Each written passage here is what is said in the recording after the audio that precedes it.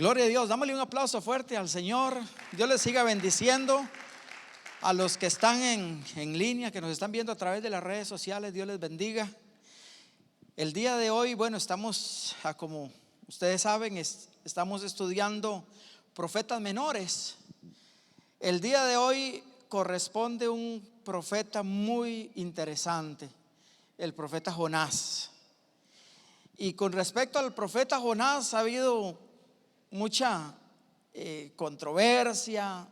¿Quién no ha oído hablar de Jonás? ¿Verdad? Desde los niños. Yo creo que todo inconverso ha oído hablar de Jonás. Por lo menos tienen una idea de lo que era Jonás, ¿verdad? Pero Jonás es un personaje muy interesante, un hombre de Dios, un profeta que Dios utilizó durante muchos años. Pero para estudiar este libro de Jonás, es bueno mirar el contexto histórico verdaderamente, porque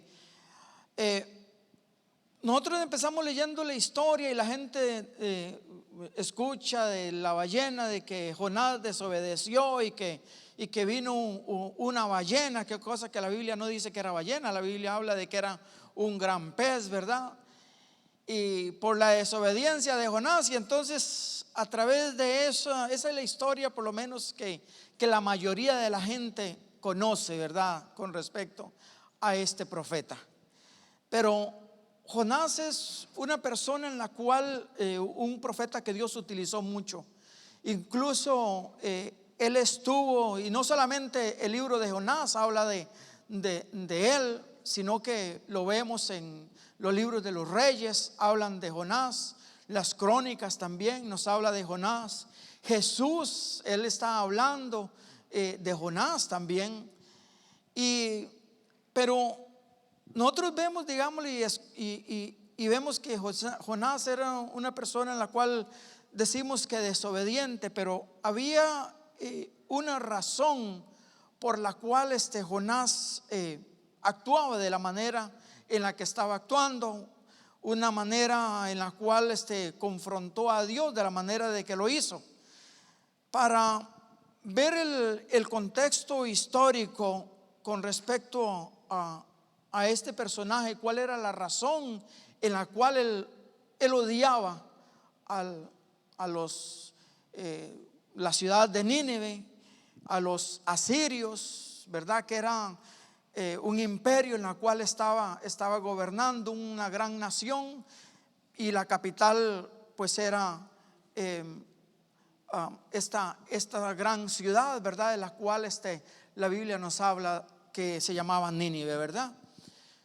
Ahora, para ir un poco más al contexto histórico, los asirios eran una nación, eran crueles, eran personas malvadas, eran personas que odiaban a los judíos, odiaban a los israelitas, y ellos querían la destrucción de Israel, querían atacar a Israel.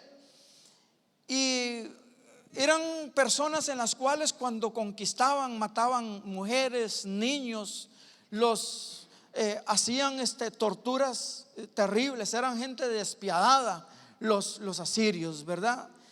Y entonces eso era una de las razones por las cuales Jonás, él odiaba tanto a los asirios, odiaba tanto a Nínive, y sobre todo era un hombre que deseaba que Dios de veras los destruyera, ¿verdad?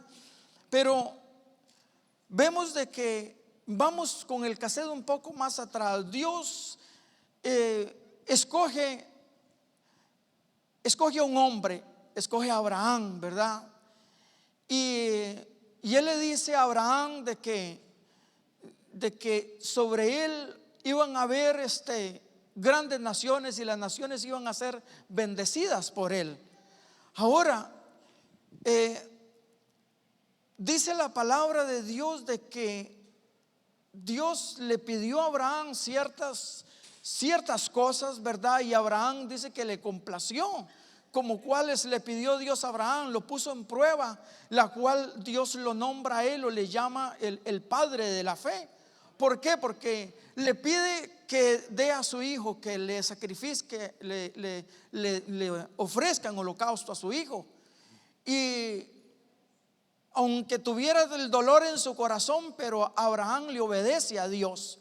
Y entonces dice la palabra de Dios de que él lo amaba tanto a Dios y fue tan amigo de Dios, en la cual Dios a él hablaba también de Abraham y le dijo que él era el padre de la fe.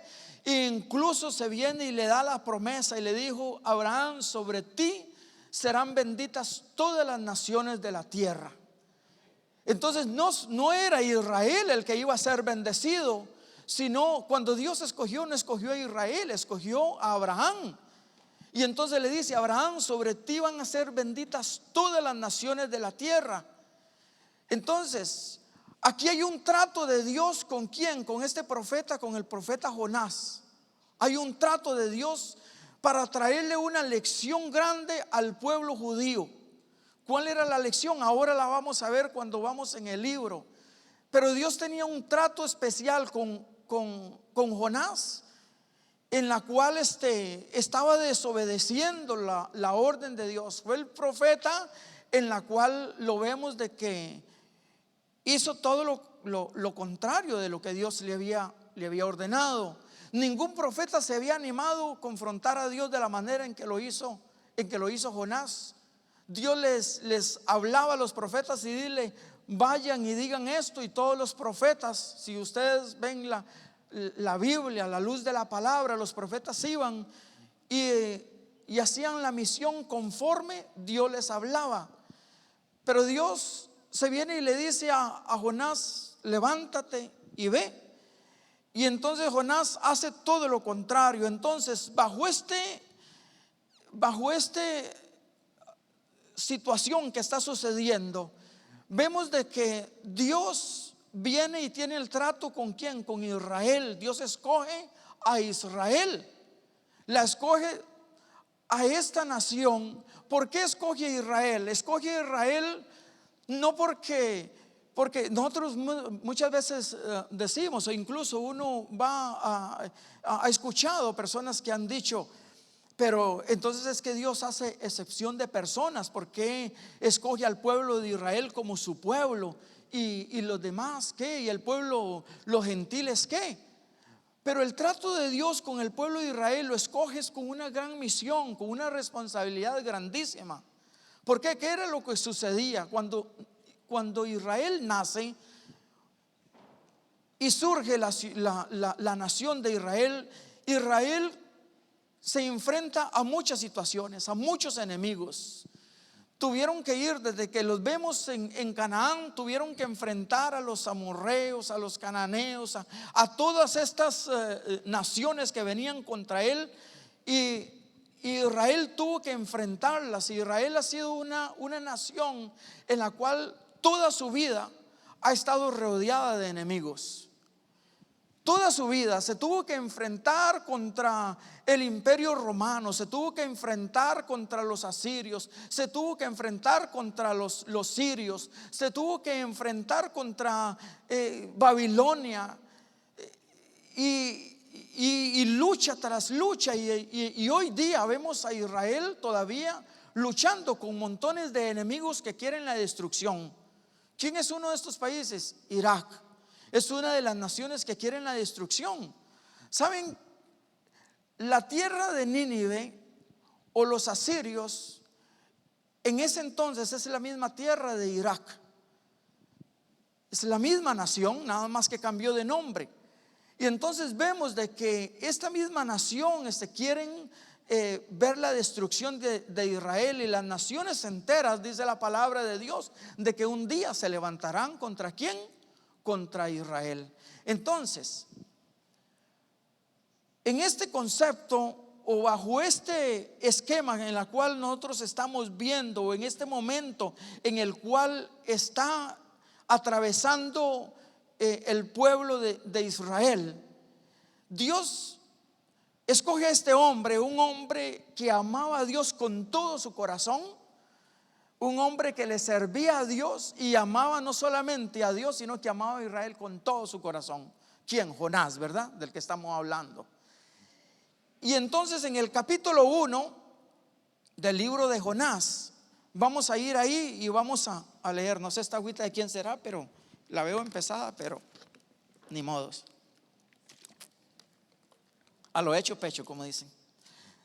En el libro de Jonás, capítulo 1, entonces, en esta circunstancia histórica que está pasando Israel, ¿verdad? Que está, la nación odian a Israel y entonces está haciendo un complot y van a destruir, o sea, quieren atacar, lo que es los asirios quieren atacar a quien, a Israel.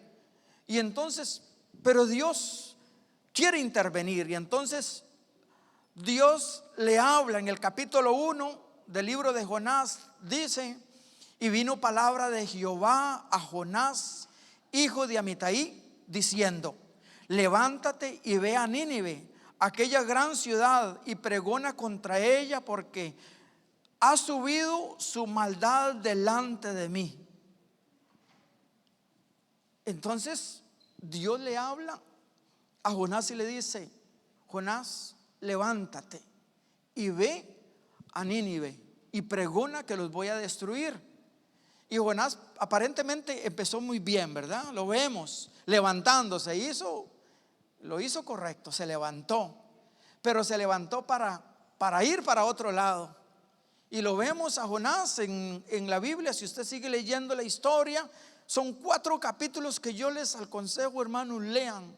Qué belleza de libro, y les trae una riqueza profunda sobre el trato de Dios con quién, con nosotros y con el pueblo de Israel, sobre todo porque el pueblo de Israel está muy crecido, para decirlo así. El pueblo de Israel cree de que son el pueblo de Dios. El día de hoy, si nosotros, yo trabajé en un supermercado, era manager en un departamento que se llamaba Bistro, de cocina, y resulta de que venían había un departamento a la par que era de los kosher, de los judíos, y venían a donde estábamos nosotros y nos pedían los containers para rostizar pollos, porque ellos hacían pollos rostizados de los pollos kosher.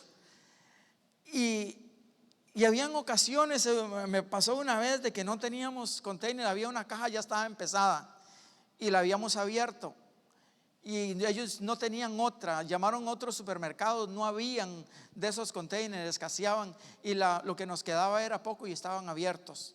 Viera que agarraron las cajas y quitaron los de arriba, los de abajo, y agarraban los del centro. ¿Por qué? Porque según ellos los del centro no estaban contaminados. Yo los había tocado, o los habíamos tocado, y estaban ¿qué? Contaminados, ¿verdad?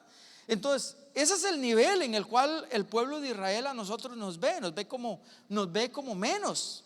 A todas las personas que no son judíos nos ven como menos, ¿verdad? Porque ellos se sienten privilegiados, ellos se sienten que son el pueblo escogido de Dios, pero ellos fueron escogidos con un propósito. Y ellos fueron escogidos fue con el propósito de que ellos fueran testigos y adoraran al Dios viviente, que ellos fueran una nación en la cual, porque habían las naciones enteras, o muchas naciones alrededor, vemos de que tenían muchos dioses, ¿verdad? Entonces habían diosas, habían dioses de cualquier cantidad de dioses que existían. Pero Dios escoge a este pueblo, ¿para qué? Para que fuera una nación monoteísta, que fueran creyentes del Dios verdadero, de un solo Dios. Entonces con ese es el propósito con el que Dios escoge al pueblo de Israel, ¿verdad? Gloria a Dios, démosle un aplauso fuerte a Dios. Aleluya. Entonces Dios le habla esta palabra a Jonás y le dice: ve y pregona en la ciudad de que Nínive va a ser destruida. Y ustedes conocen la historia, toda la historia. Dice que el pueblo se arrepintió. Y entonces aquí hubo una gran lucha, un confrontamiento entre Dios y ¿quién? Y Jonás. Jonás enfurecido con Dios porque Dios había salvado. Y esa es la misericordia que Dios tiene para ¿quién? Para con toda la humanidad. Amén. ¿Por qué? Porque dice la palabra de Dios de que sobre Abraham iban a ser benditas ¿qué? Todas las naciones de la tierra, ¿verdad? Gloria a Dios. Démosle un aplauso al Señor, porque bajo esa promesa nosotros estamos incluidos. Amén. Vamos a ir al libro. Los que tienen el libro, vamos a dar inicio y vamos a leer. Estamos en la página 23, el libro de Jonás, página 23. Y aquí hay unos tremendos principios que Dios nos ha enseñado, lindos, a través de este escritor. Y estudiando la Biblia, yo digo, wow, hay una enseñanza tan profunda, espiritual aquí, que yo digo, un día voy a preparar un mensaje de Jonás. La verdad es sumamente interesante lo que Dios quiere hablarnos y revelarnos a través de este profeta. Y empieza diciendo: hemos vivido en el último medio siglo o más en una atmósfera filosófica que ha creado una cierta actitud hacia el libro de Jonás. Es casi imposible ahora abrir el libro y leerlo sin que la gente piense en el pez. Los hombres están tan ocupados midiendo la dimensión del vientre de la ballena, ¿verdad? Según lo que creemos o lo que cree la gente, dice que era una ballena, que no tienen tiempo para sondear las profundidades de las revelaciones divinas. Es por esto que vamos a empezar nuestra lectura en el capítulo 3. Me sabría mal que alguno pensara que he omitido los 2 primeros capítulos porque dudo de la exactitud histórica. Mi filosofía de Dios no admite dudas sobre esto, especialmente en vista del hecho que se hace una afirmación respecto a él 4 veces en el curso del libro. Y la primera afirmación que hace: el Señor preparó el gran pez. Segunda afirmación: el Señor preparó una calabacera. Tercero: Dios preparó un gusano. Dios preparó un rocío viento solano. De modo que como Dios estaba detrás del pez, de la calabacera, del gusano y del viento solano, no tengo muchas dificultades para creerlo todo. Pero a mí me interesa más lo que el libro quiere enseñarnos, y creo que todo ello resplandece con claridad, destellos de luz en las 7 palabras del versículo que he seleccionado como texto. Y ese versículo es el capítulo 4, el verso 11, que dice: ¿y no tendré yo misericordia de Nínive? En el libro de Jonás, ¿verdad? Capítulo 4, verso 11. Mas son palabras de Dios referente a una gran ciudad, y fueron dichas a un hombre que conocía a Dios tan bien que se atrevió poco contra él. Y aquí lo vemos, ¿verdad? Se atrevió a él a desafiar a Dios, a decirle, Dios le dijo: ve para Nínive.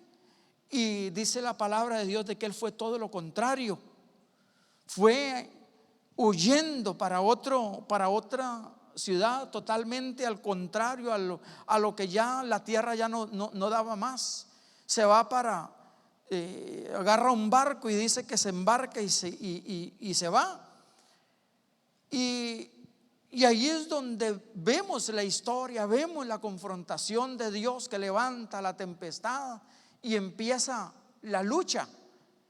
Y vemos la humildad de Jonás, él reconociendo que le había fallado a Dios, o que andaba en rebeldía. y decidió que lo tiraran a él, ¿verdad?, al mar. ¿Para qué? Para salvar la vida de todos ellos, porque sabía de que si a él lo tiraban al mar, que la vida de los demás iba a ser rescatada. Pero Jonás pasó tremendo situaciones, y aquí hay unas revelaciones bíblicas tan hermosas de ver lo que Jonás pasó en el vientre. Cuando nosotros hemos escuchado la historia desde pequeñito, yo recuerdo que nosotros antes íbamos, no íbamos, yo nunca fui pequeñito a escuela dominical, pero recuerdo que iban a escuela dominical y había incluso hasta una canción que cantaban los niños que Dios le mandó a Jonás. Yo no sé cómo decía la canción, que Dios mandó a Jonás, pero que Jonás le desobedeció y que entonces un pez se lo tragó, algo así. Todos los niños se sabían esa canción, sabían lo que significaba, porque Jonás había desobedecido, ¿verdad?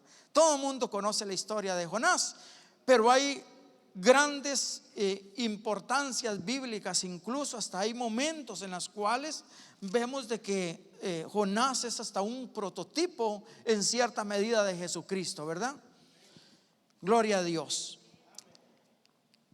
Ok, habiendo sido enviado a Nínive, deseaba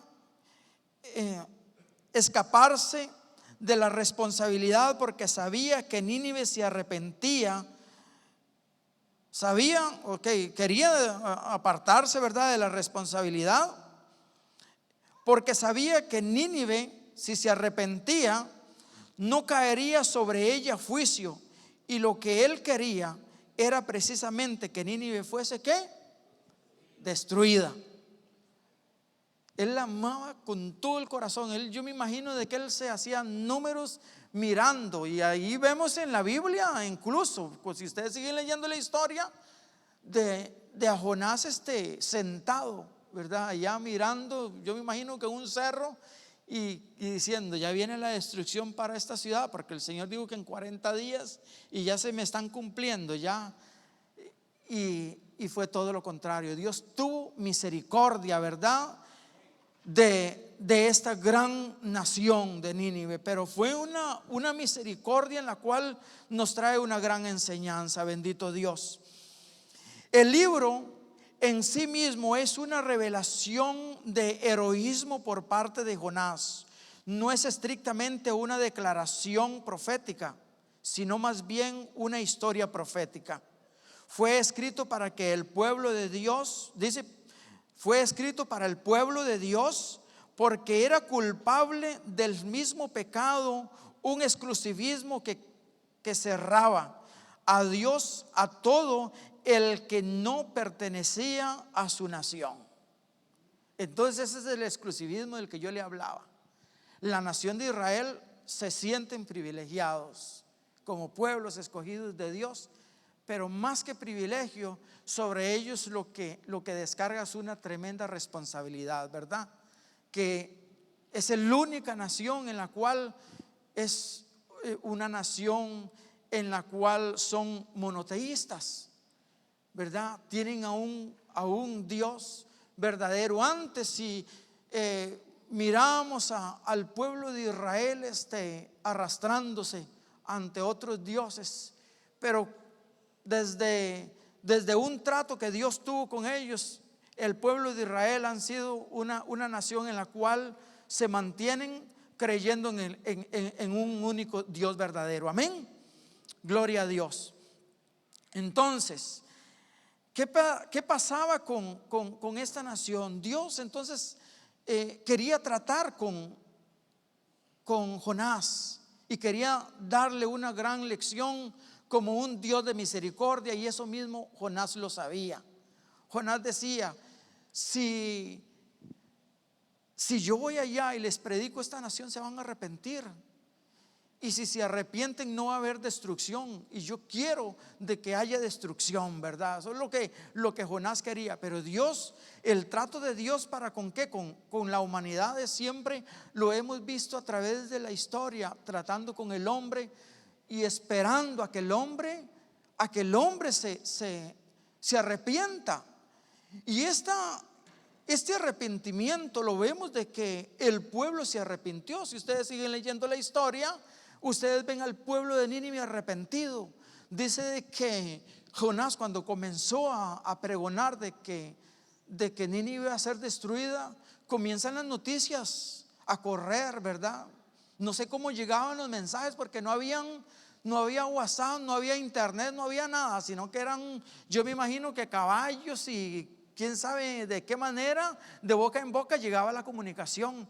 Pero la noticia llegó hasta el rey, y entonces el rey declara un decreto, ¿verdad?, de que todos guardaran ayuno. Ustedes conocen la historia. Hasta los animales dicen que les ponían bozal para que no comieran. El pueblo arrepentido, humillado. Pero era una humillación en la cual tocó el corazón de Dios. Dios no los destruyó, ¿verdad? Pero era un arrepentimiento que yo lo considero de que es un arrepentimiento disfrazado, para decirlo así. No era un arrepentimiento genuino, porque si lo vemos, lo que el libro sigue diciendo ahí, dice de que el pueblo de Israel, los ninevitas se arrepintieron del arrepentimiento que habían tenido, se arrepintieron de haberse arrepentido, es lo que el libro dice. Ahí ahorita lo vamos a leer. Entonces, 100 años después, vemos la destrucción que vino sobre Nínive. Cuando el profeta Nahum profetizó nuevamente la destrucción de Nínive. 100 años después vino la destrucción. Vino Babilonia, atacó a los asirios, el imperio asirio fueron eliminados, la ciudad de Nínive fue destruida. El arrepentimiento, y eso yo lo medía con respecto a nosotros en nuestra vida personal. Cuando nosotros tenemos problemas, yo digo, esto es muy parecido a lo que nosotros vivimos. Cuando a nosotros se nos vienen situaciones encima, o que nos han cachado, para decirlo así, o hay un arrepentimiento, que nos arrepentimos porque nos cacharon, o nos arrepentimos, pero no es un arrepentimiento genuino, sino que es un arrepentimiento porque hay una emergencia, porque hay un juicio, porque hay una situación en la cual se nos va a venir para nosotros encima. Pero a medida de que va pasando el tiempo, nos volvemos olvidadizos, y nuevamente el que tiene la maña, el que no tiene un verdadero arrepentimiento o un encuentro con Cristo, viene nuevamente ¿a qué? Como el perro nuevamente al vómito, ¿verdad? Nuevamente al mismo, como el cerdo al mismo fango, ¿verdad? Volviendo en las mismas andanzas, en el mismo pecado, en las mismas situaciones. Y eso fue lo que le pasó al pueblo de Nínive, o a la nación de los asirios, ¿verdad? Que se olvidaron de que Dios los iba a destruir, se olvidaron del juicio que una vez vino de parte de Dios hacia ellos, y nuevamente comenzaron con la forma en la que ellos, y eso es lo que está pasando el día de hoy, hermanos, con respecto al mundo. Hay un momento en la cual cuando el pecado es tan grande, provoca la ira de Dios, ¿verdad? Y el pueblo de Nínive era una nación en la cual había pecado, y lo vemos en la Biblia a través de otros libros, como vemos la historia de lo que sucedió con Sodoma y con Gomorra. Eran naciones, ciudades malvadas, perversas.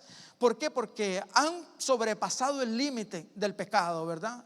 Y ese pecado sube hasta la presencia de Dios. O sea, Dios eso llega hasta un momento en el cual el hombre traspasa el límite.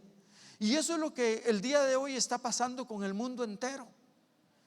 El mundo está patas para arriba, hermanos. Y si ustedes ven las situaciones que están sucediendo, uno se queda sorprendido, ¿verdad?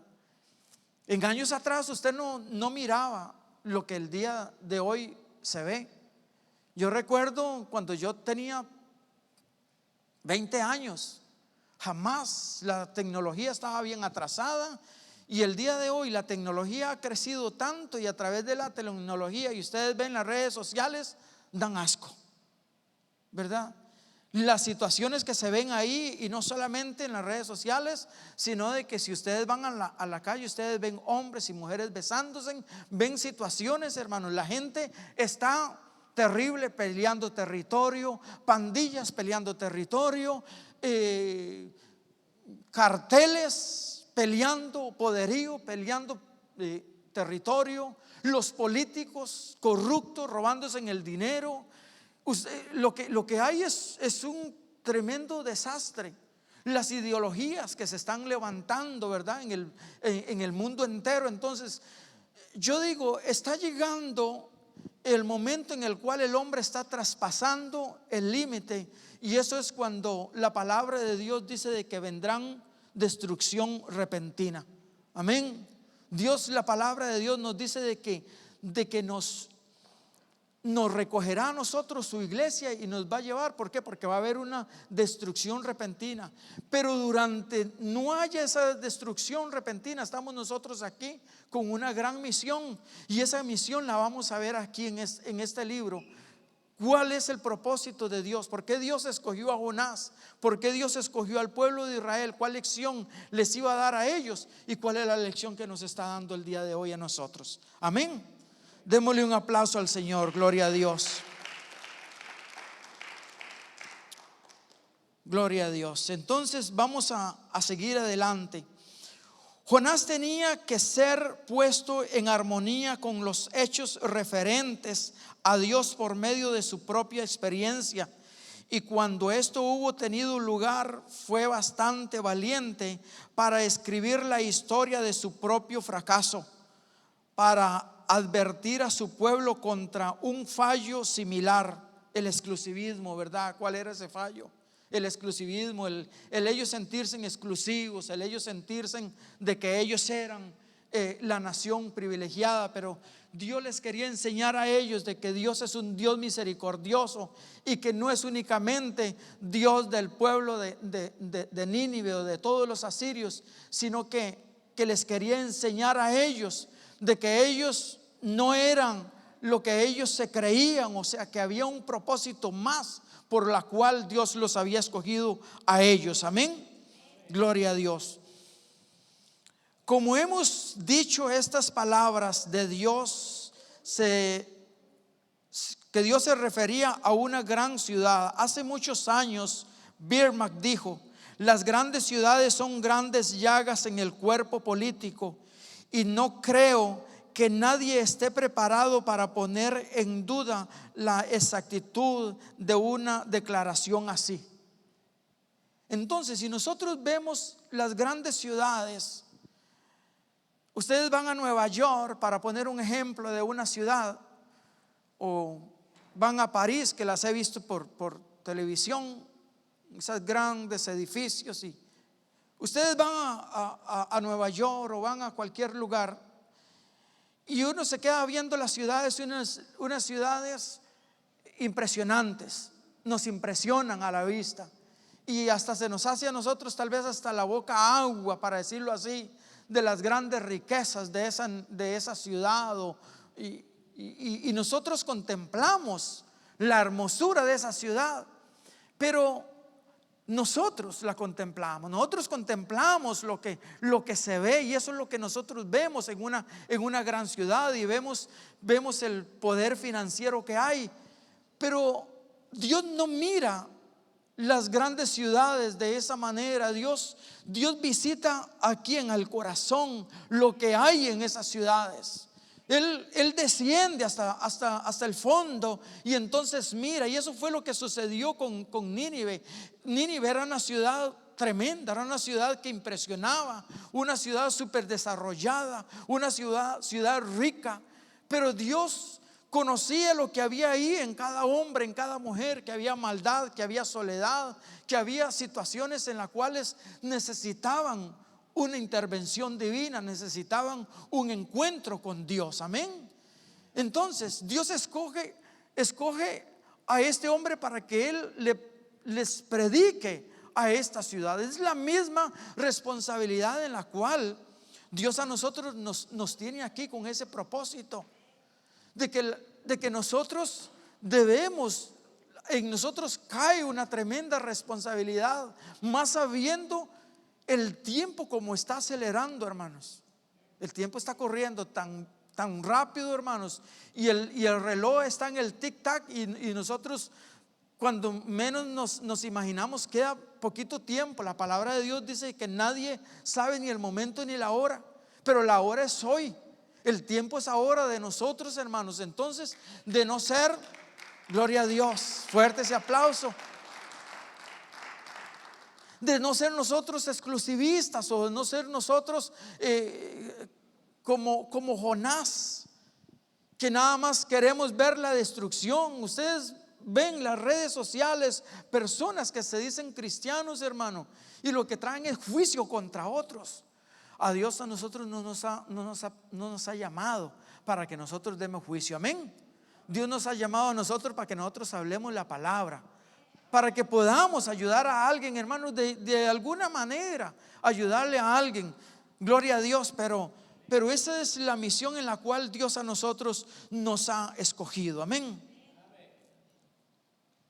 Vamos a ver por dónde iba. Ok, según la literatura bíblica, la primera ciudad construida fue llamada Enoc, y el que la edificó era un asesino. O sea, si vemos quién era Enoc, Enoc era hijo de quién, del que mató a Abel, de Caín.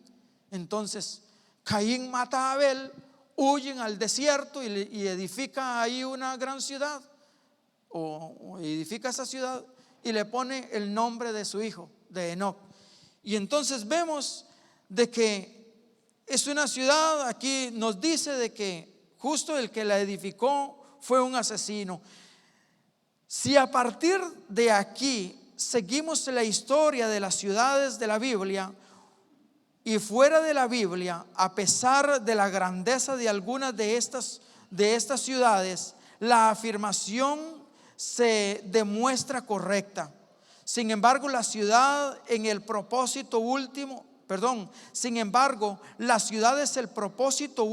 de Dios para la humanidad.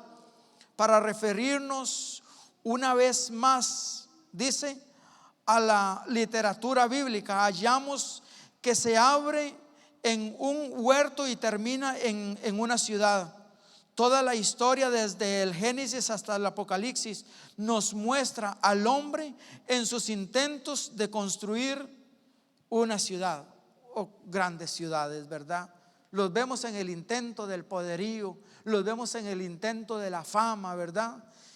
Y vamos a continuar aquí más adelante.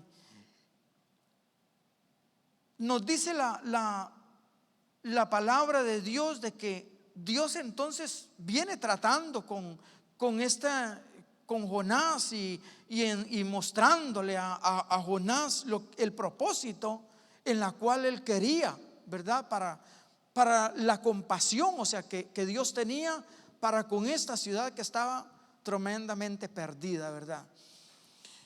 ¿No tendré yo piedad de Nínive? Es la pregunta, ¿verdad? En el versículo 4, capítulo 4, verso 11 del libro de Jonás. Dios hablando dice: ¿y no tendré yo piedad de Nínive? De modo que tenemos una revelación de la actitud divina hacia la ciudad que está fuera del pacto de la ley. Una ciudad que está pecando contra la luz que Pablo muestra, está brillando en la creación. Una ciudad que sabemos fue salvada de la destrucción inminente hasta que se arrepintió de su propio arrepentimiento, por lo que 100 años más tarde fue destruida. Lo vemos en que la destrucción de esta ciudad en el 612 antes de Cristo. Se levanta Babilonia, ¿verdad? 100 años después de que Dios la iba a destruir, que el pueblo de Nínive se arrepintió, vemos nuevamente al profeta Nahum profetizando, y se levantó Babilonia y destruyó no solamente Babilonia, dice que muchas naciones se unieron a Babilonia y vinieron y arrebataron ¿contra quién? Contra el imperio de los asirios, y destruyeron a la capital, a Nínive, y eso fue, ahí murieron animales, mujeres, niños, todo fue una tremenda destrucción. ¿Por qué? Porque la ira de Dios cayó sobre esa nación. Gloria a Dios. Llega el momento en que Dios, la misericordia de Dios llega a un límite. Todo el énfasis de la búsqueda debería ser colocada sobre el pronombre yo. Jonás y la nación de la que Jonás era miembro no había pensado en piedad para Nínive, y Dios estaba inquiriendo si en su actitud ellos estaban pensando que Él adoptaría el mismo punto de vista. La palabra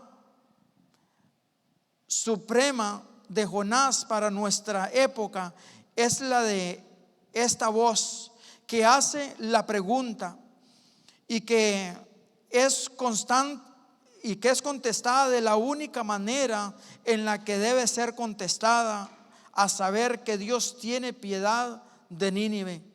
Recordando pues que la iglesia de Dios es el instrumento en el mundo para la revelación de Dios, y que cualquiera que sea la actitud de Dios hacia las ciudades de los hombres, esta debería ser la actitud de la iglesia. La pregunta, pues, con su inminente respuesta, revela cuál es la actitud de Dios hacia el hombre y hacia las ciudades de los hombres. Nunca es nunca es indiferencia y de distanciamiento. Esta era el pecado de Judá y esta era el pecado de ¿quién? De Jonás. Entonces vemos aquí el trato de Dios, ¿verdad? Vemos aquí que Dios está interesado en las naciones, Dios está interesado en las ciudades, Dios está interesado en toda la humanidad entera, y nos tiene a nosotros, dice, este es el papel de nosotros como la iglesia de Cristo, ¿verdad? Dios nos rescató a nosotros del juicio también, y nos ha escogido a nosotros, y nosotros debemos de adoptar ese mandato que Dios le dijo a Nínive: vaya y predica y dile que van a ser destruidos. De la misma manera, hermano, la Biblia nos habla a nosotros de la destrucción que va a venir sobre la tierra. Amén. Entonces nosotros tenemos una responsabilidad grande. ¿Sobre qué? Sobre lo que el papel que la iglesia debe de tomar, ¿verdad? Nosotros debemos de tener entonces la actitud de ¿qué? De ver la misericordia de Dios que tiene para con los hombres. La misma misericordia inmerecida que tuvo para con nosotros. Porque ¿quién de nosotros merecíamos la misericordia de Dios de donde nosotros estábamos? Nadie, ¿verdad? Nadie. Dice la palabra de Dios: por cuantos todos pecaron, todos estaban destituidos, o todos están destituidos de la gloria de Dios. O sea, el fallo es inminente para todos. Entonces la misericordia por la cual nosotros el día de hoy estamos aquí son por las misericordias de Dios. Amén. Y hay veces nosotros rebeldes como Jonás, desobedientes como Jonás, ¿verdad? Dios nos manda a predicar a nosotros y nosotros predicamos. Es una pregunta una respuesta que pongo en el corazón de cada uno de ustedes. ¿Estamos verdaderamente nosotros actuando? Y entonces muchas veces nosotros como cristianos criticamos a Jonás, o incluso vemos, digámosle, desobediente, y es como Jonás. Pero todos ocupamos muchas veces ese papel de Jonás, de desobediencia a lo que Dios a nosotros nos manda. Amén. Gloria a Dios.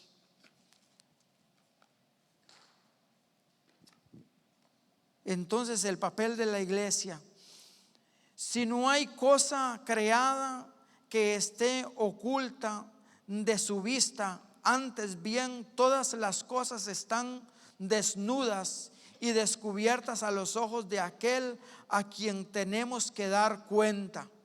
Y eso lo vemos en Hebreos. Entonces, Dios a nosotros nos va a pedir una responsabilidad, cuentas a nosotros de qué nosotros estamos haciendo, y esa es una enseñanza en la cual hoy debemos de nosotros aprender de lo que Dios nos quiere a nosotros mostrar con respecto a este hombre, a este profeta que Dios escogió, un profeta que amaba a Dios, un profeta que amaba la nación de Israel, pero que odiaba a esta nación. En su cierto aspecto tal vez pudiera ser de que humanamente tuviera razón. ¿Por qué? Por la crueldad, para decirlo así, de lo que eran esta nación. Entonces uno puede decir, bueno, Jonás tenía razón, es que esta gente era mala. Si ustedes estudian la historia de los asirios, ellos eran perversos, eran malos, y uno dice, pues merecían la destrucción. Pero es que el amor de Dios trasciende cualquier situación, trasciende cualquier pecado. Y aquí nosotros entonces nos ponemos en la balanza de la misericordia en la cual a nosotros Dios nos rescató. ¿Éramos merecedores? La respuesta es no, porque Dios transforma vidas, transforma asesinos, transforma personas en las cuales están metidas en narcotráfico, que son narcotraficantes, que han sido asesinos, que han sido pandilleros, que han sido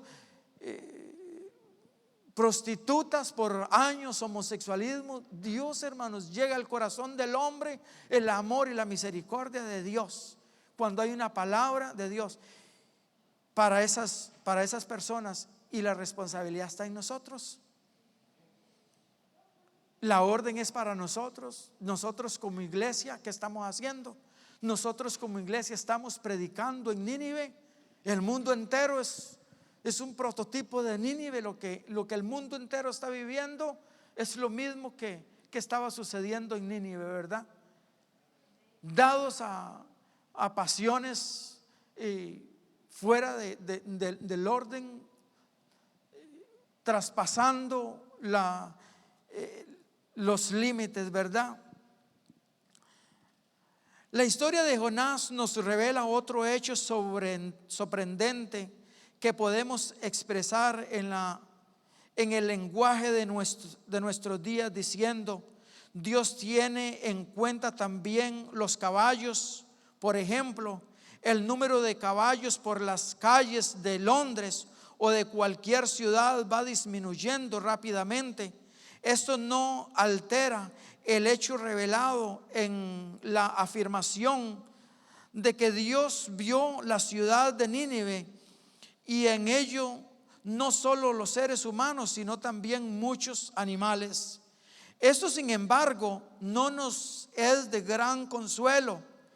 El mero conocimiento puede dejar diferente al corazón, pero aquí hay una declaración que no solo nos revela el conocimiento de Dios, sino nos declara su cuidado. Amén. El cuidado no solamente con la humanidad, sino con todo. Dios sufre, hermanos, para decirlo así, en otras palabras, con respecto a la contaminación. El hombre ha contaminado, hermanos, el medio ambiente. Nos estamos matando. El hombre ha sido tan malo, hermanos, matando animales, contaminando el medio ambiente. No sé si ustedes lograron en estos días ver las grandes nubarrones y los cielos ocultos, sin una visibilidad bien clara, y uno dice, pero ¿qué es lo que está pasando?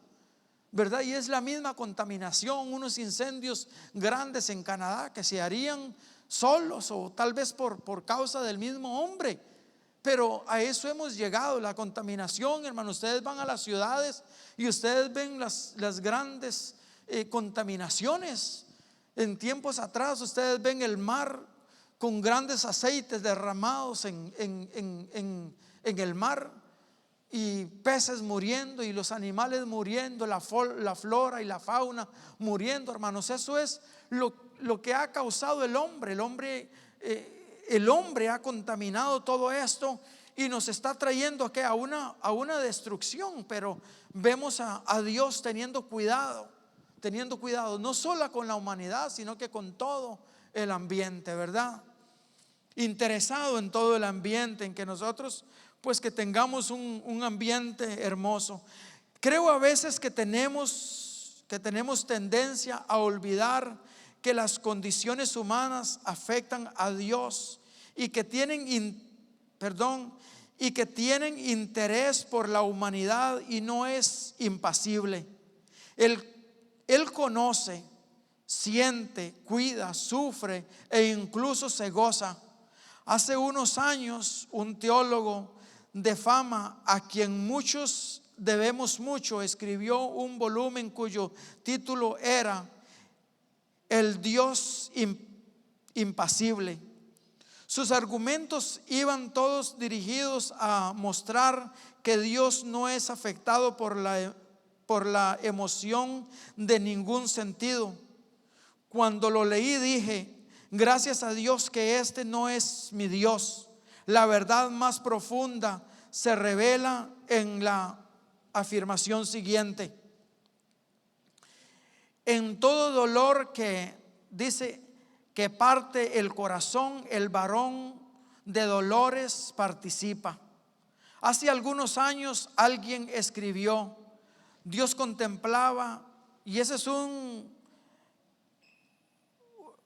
escrito tan hermoso que préstenle atención, y si lo tienen ahí en el libro, léalo y ojalá lo mediten con respecto a lo que este escritor escribió. Dios contemplaba en silencio el cadáver, porque la tierra había muerto y se hallaba colocada en su fúnebre féretro, envuelta en tinieblas, envuelta en su sudario de nubes y de truenos, porque la tierra había muerto, no en paz en su cama como muere un anciano cansado al caer de la tarde. Había muerto joven, llena de vida por un golpe mortal. La tierra estaba muerta, yacía en su ataúd, y Dios, único deudo, la velaba. El Dios vivo velando estaba aún muerto. El único en que en todo el universo lloraba a la que había sido hermosa.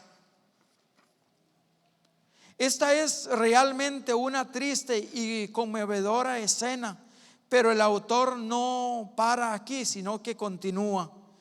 Pero he aquí que viene con paso suave a la cama mortuaria, descendiendo a su sodio de ángeles contra en la cámara donde se encuentra yerta como un rey, pone su mano diestra sobre ella y la llama tiernamente: levántate del sueño, porque yo te rescato con la muerte. Levántate, levántate, la vida te devuelvo. Qué hermoso podemos decir poema o bueno, este escrito es hermoso de ver, digámosle, nos pone a meditar a nosotros verdaderamente de la misma contaminación y del mismo pecado y de todo lo que nosotros estamos llevando, ¿verdad? A una condición de muerte.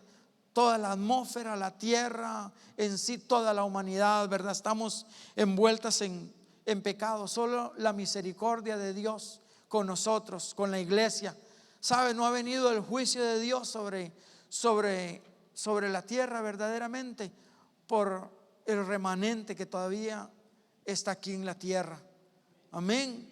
lo que Dios a nosotros nos ha escogido. ¿Para qué? Para que nosotros podamos traer una luz de esperanza a toda la humanidad, a la gente egoísta, a la gente odiadora. Hay gente repugnante, difícil de amar, difícil de poder soportar. Yo no sé cuántos yo me imagino que es un vivir diario de ustedes, compañeros de trabajo que muchas veces son odiosos, burladores del evangelio, se burlan.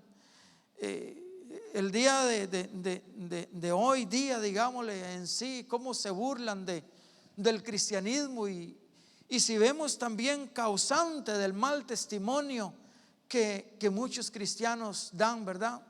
No solamente en trabajos o en la vida, en las vías públicas, sino que a través de las redes sociales. Es triste, verdaderamente. Es triste de ver lo que la iglesia muchas veces, no la iglesia, sino la gente que se dice ser iglesia, que muchas veces, hermanos, hasta la gente mejor ni testificara de Cristo, porque la gente que, digámosle, que no da buen testimonio, ¿para qué va a hablar de Cristo si está dando un mal testimonio? Entonces lo que hacen es piedra de tropiezo para con otros, y entonces señalarlos y le dicen: no, si usted es así. Pero nuestro testimonio tiene que ser, hermanos, un testimonio permanente, ¿verdad? Un testimonio en el cual lo que nosotros mostramos aquí, eso, hermanos, aquí podemos mostrar algo para nosotros y decir que muchacho más espiritual, que muchacha más espiritual. Pero ¿quiénes somos verdaderamente fuera de aquí? ¿Quiénes somos en la casa? ¿Qué concepto tienen nuestra esposa y nuestros hijos de nosotros? ¿O qué concepto tenemos nosotros de ellos? ¿O vamos más allá? ¿Qué concepto tiene el mundo en sí de nosotros? Amén. Como iglesia. Gloria a Dios. Vamos a ver cuánto tiempo me queda. Todavía estoy bien. Gloria a Dios.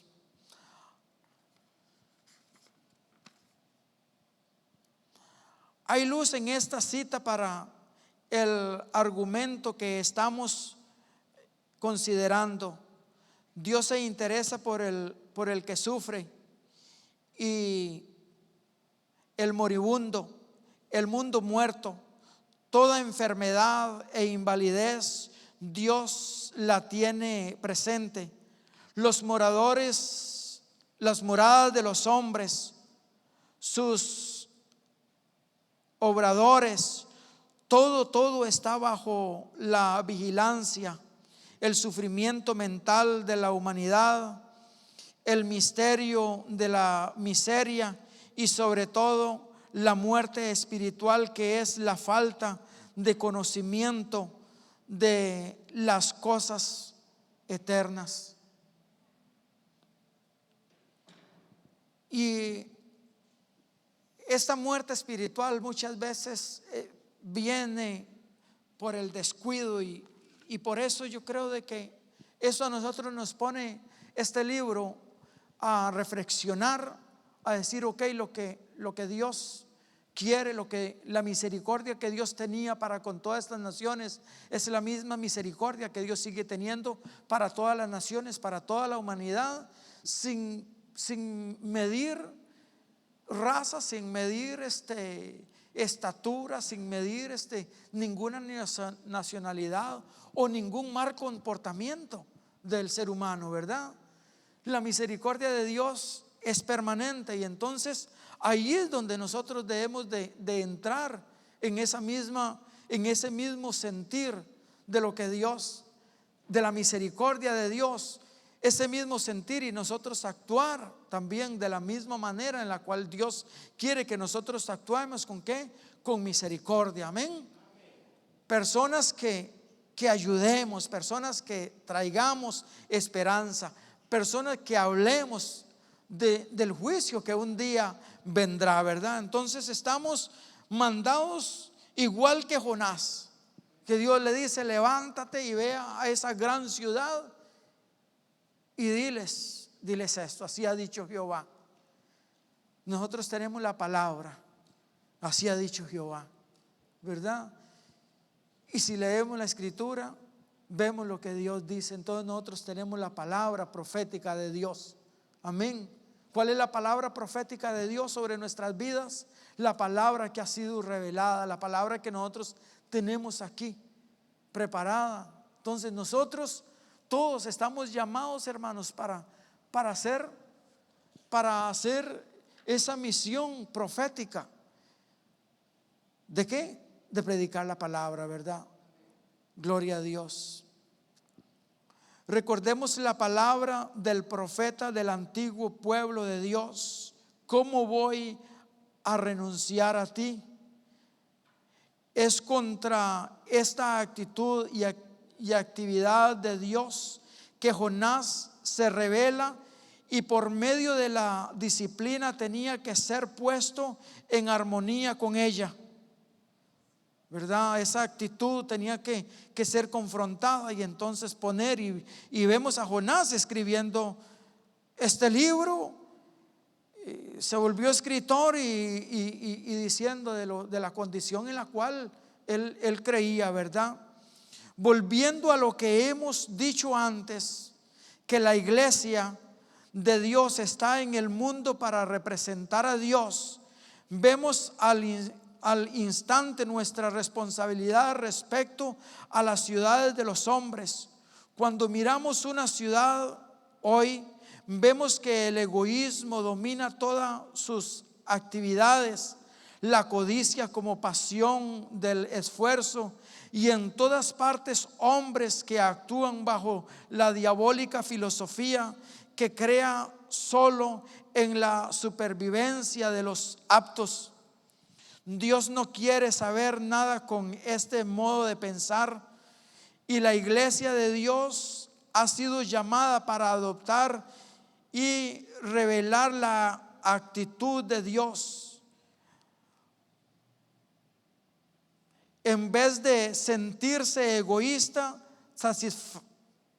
sacrificándose ante la codicia y salvando a los que no son aptos, pues no pueden hacerlo por su cuenta. Entonces vemos la misión, nuevamente repito, lo mismo que nos ha venido, que hemos venido hablando, de los que muchas veces nosotros no consideramos aptos. El pueblo de Israel no considera apto a quienes, a nosotros, porque incluso una vez un rabino muy inteligente dice que escribió, y le hicieron una pregunta y le dice: ¿para qué fueron creados o para qué existen los gentiles? O sea, todo el que no es judío. Y entonces dice: ellos han sido creados para que sean los tizones en el infierno, o sea, que sirvamos de tizón en el infierno, según ellos. O sea, nosotros, el pueblo de Israel, hermanos, no está interesado en que nadie se haga judío. Y hoy día hay mucha ignorancia y mucha gente tomando y haciendo y convirtiéndose al judaísmo. Y el pueblo de Israel, hermanos, ellos no están interesados en que nadie se haga judío. Vemos a otras religiones, a otras naciones. Un musulmán, claro, se alegran cuando alguien se hace musulmán. Vemos a los hindúos, que otros se hagan hindúos, pero para que se hagan judíos, hermanos, te lo digo, ellos no están interesados en que nadie se haga ni haga judío, porque ellos, según ellos, se sienten exclusivos.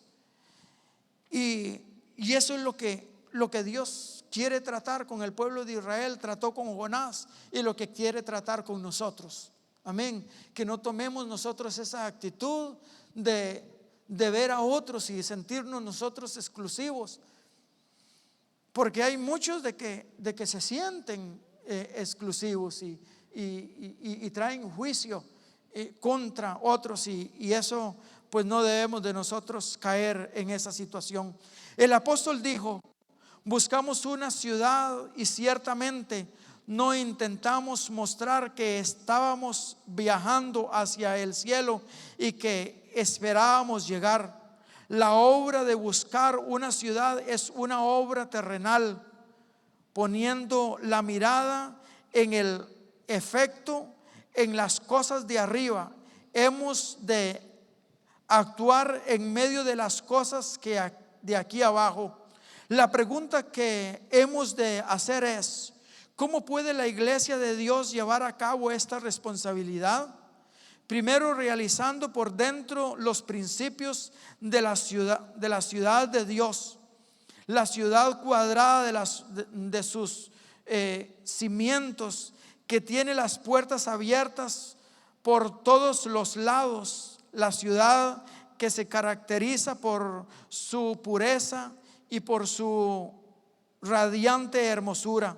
Desde este punto de vista de la realización personal, la iglesia está llamada a entrar en la vida corporativa de la ciudad en que vive.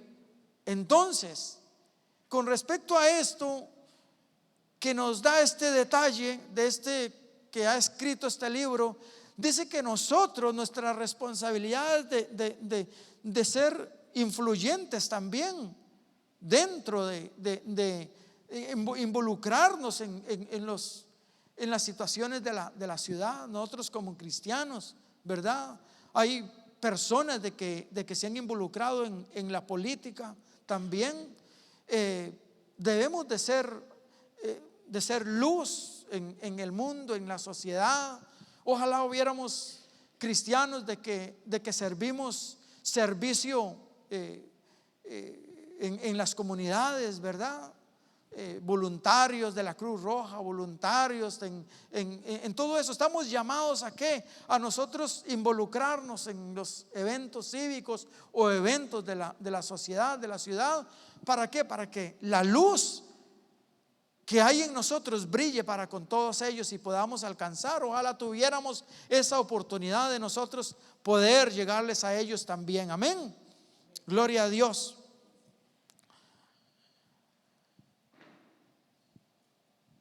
Desde este punto de vista, ok, ya leímos ahí. Decidir si la casa ha de tener una sola habitación no es algo que haya de decidir el propietario, sino la familia que vive en ella. Y la iglesia tiene que defenderla. Si se trata del número de horas que ha de trabajar el obrero con su sudor en su fábrica, no es algo que tenga que decidirlo las ganancias del dueño, sino la salud del obrero. En otras palabras,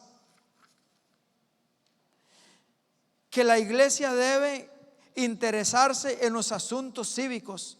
Si dentro de nuestros parecer se ha de hallar salvación y en nuestras puertas alabanza, nuestros dirigentes han de presentar la paz y nuestros funcionarios la justicia.